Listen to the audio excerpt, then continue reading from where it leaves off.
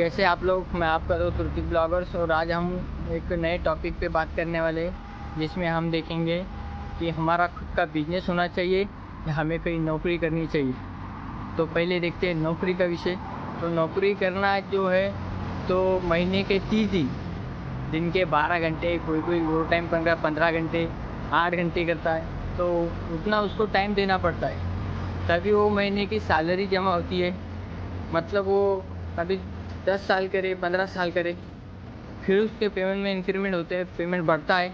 तो उसके लिए बहुत प्रोसीजर लंबा रहता है, टाइम लगता है, काम तो पूरा करना पड़ता है। आदमी घर के लिए टाइम नहीं निकाल सकता।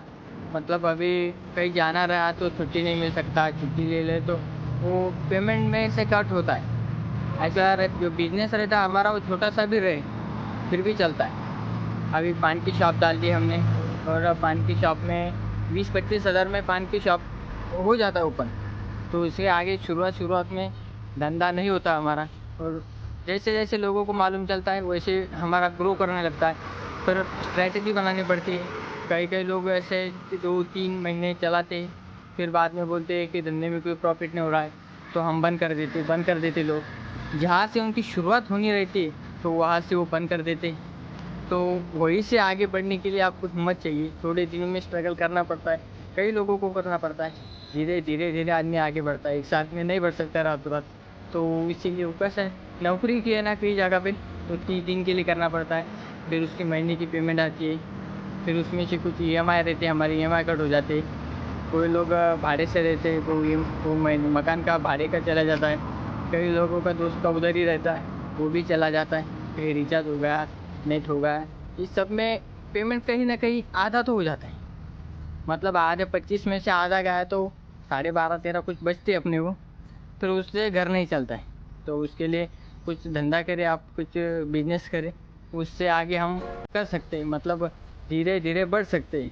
अभी मेरा एक दोस्त था तो उसमें एक पान की शॉप चला रहा था, अभी धीरे धीरे बढ़ के ग्रो किया, उसने पान की शॉप भी चला रहा है और पान की शॉप से प्रॉफिट हो रहा है, इसीलिए उसने किराना का स्टोर डाला है, वहाँ से भी अच्छा प्रॉफिट कमा रहा है। मतलब अभी वो 10वीं पढ़ा है, मैंने ग्रेजुएशन किया है, फिर भी मैं 15,000 की नौकरी करता हूँ। और मेरा दोस्त 10वीं फेल हो गया, अभी महीने का 25 से 30 हज़ार रुपये कमा रहा है। तो इससे समझ आता है कि पढ़ाई लिखाई से कुछ ज़्यादातर है नहीं। कई लोग ऐसे हैं कि कम पढ़ाई करने के बाद भी आज सक्सेस हो गए, और कई लोग ऐसे हैं कि ग्रेजुएशन करने के बाद भी कहीं नौकरी कर रहे हैं या कहीं जॉब कर रहे हैं, तो एक ही होगा।